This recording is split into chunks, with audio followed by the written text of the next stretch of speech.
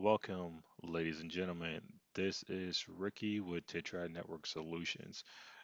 In this video, we're going to do a quick video on how to bring up IBGP with Cisco. As you can see, pretty much we have a lot of the gear already set up in GNS3. What we're going to be doing for this is literally just doing IBGP, not EBGP, which is going to be the difference if some people are new to networking. Is the I basically stand for internal, E stand for external. So which means within your autonomous system, we will be basically creating a new link to allow BGP to flow over back and forth between the two routers. This scenario is typically used in networking when you have, say, office building one in a campus layout. If you have one office building and you want to basically have another office building, and you actually feel like you want to run BGP, you may typically run like OSPF, but if you did want to run BGP, you can run BGP with like that setup. Or if you actually have a larger corporation where you're actually connecting from one location, such as say, Texas, and you have an Atlanta office, between those two right there, you can literally basically have a BGP connection going back and forth with each other and have it internal to your network. Even though you're going cross over some ISPs, you can actually have like an internal network BGP setup. All right. So this video right here is to say it's going to be short and sweet. How we have it right now is R1 and R2. I already have the link there. It's going to be using fast Ethernet 00 on both sides. We have the IP addresses scheme that I'm going to be using 192.168.200.29 for R1, 192.168.200.30 for R2. We could use, a smaller block. I decided to do a slash 30. You pretty much, which is going to give you four IP addresses, but we could even had to cut that down even more. All right, so let's go ahead and get started. Let's boot up both of these bad boys. All right, and let's get into it right now. Bring up the console. There we go for him. And there we go for her. Look at that magic. All right, I'll slide this over so you can see both sides. All right, got that guy up. And we got that girl up. Yeah, I decided to, it was going to be a guy and girl for this scenario. All right, so for R1, when you're doing IBGP connection for any really networking device in general, the main pieces for anyone who's in networking, if you're new to networking, main pieces is simple fact. The two link connection that you have here, they will basically need an IP address assigned to them and they're brought up properly. Even though, in GNS3 you're showing a little green link here, realistically it actually is still in a down state within the actual boxes themselves. So we're going to go ahead and bring them up, assign them IP addresses, and then move into the BGP section and basically bring up BGP, tell us who his neighbor is, and basically we'll do testing and repeat the same thing in R2, and then we'll do some show commands to make sure that BGP is up and the two links are actually pingable as well. And all right, we're going to go ahead and do config T. Everyone in networking typically says that, is config T, but the long term is configuration terminal. All right, so we're going to go ahead and jump into the interface. Fast Ethernet 00. All right, so jump right into the interface itself. So again, speed ones who are new to networking, some things you can easily do is quick question mark that automatically brings up basically what options that you have available when you're doing the configurations here. So it's an easy, quick, simple, dirty. So the main ones that we're going to be looking at is the guy at the little bit further up, the IP section, the IP configuration portion of it. That's what we're looking at.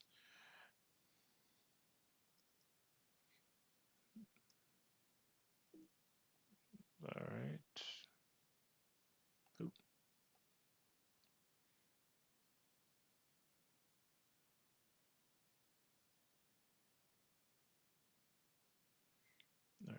So, and the other options, let me just go back and look at to explain to people a little more of the other options. You know, you have the IP section here, the help portion, exit, EIGRP. When you're doing EIGRP, you're doing it directly onto the link, but you can actually do it with an EIGRP configuration with the later versions.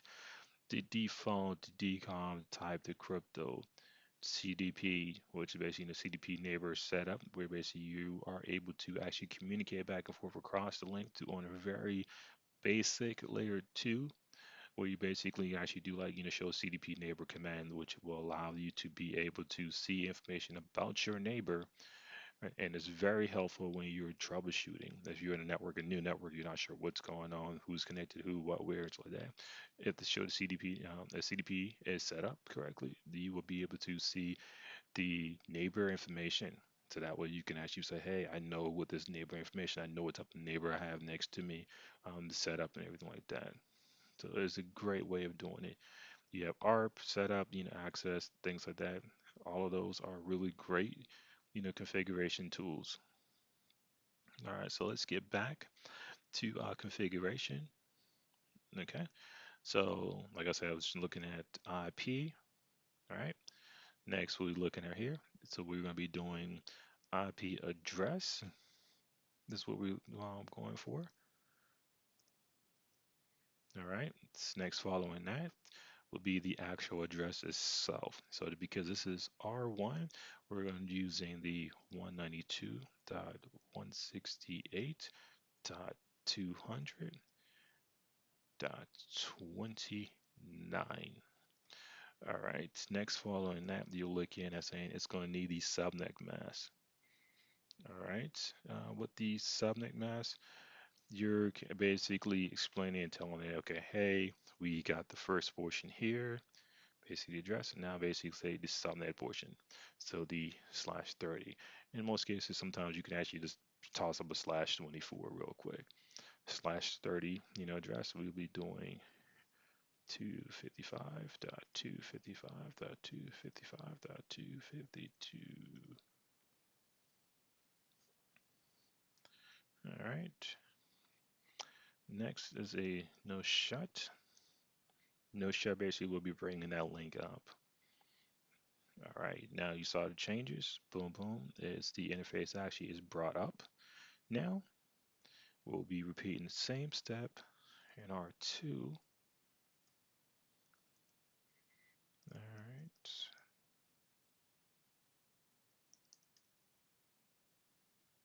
0/0. And we're going to be doing IP address 192.168.200.30.255.255.252. All right, no shut. Okay, we're gonna jump down. All right, that's what we want. We'll exit down. Exit down. So now we're gonna look into the BGP. So we're gonna do router, which is basically saying like, hey, for the whole box, I'm turning up the BGP session. BGP, give it the autonomous system number that you want. Okay, so autonomous system right there. Then we're going to talk about the neighbor. So here you have the neighbor address, neighbor tag, neighbor IPv6. In this case, we know that the neighbor is directly in. It's going to be right there across from us, which we'll be using the 192.168.200.30. That is our neighbor. All right. Next, you're looking basically saying, hey, you have different setups. In this video, we're not going to go through each exactly single one of them, but main piece is looking at here is like, hey, you have the remote AS information. This is what we're really looking for. All right.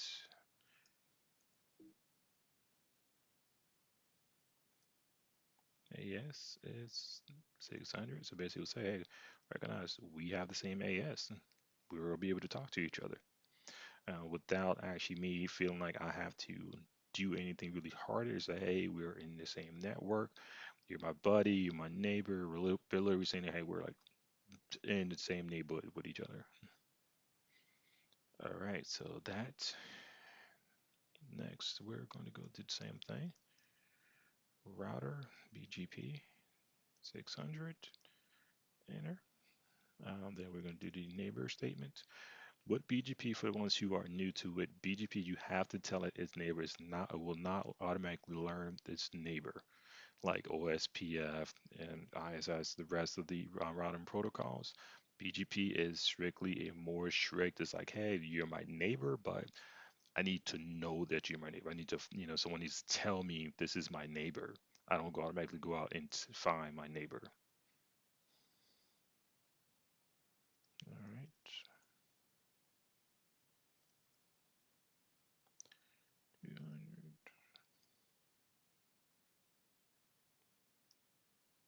229.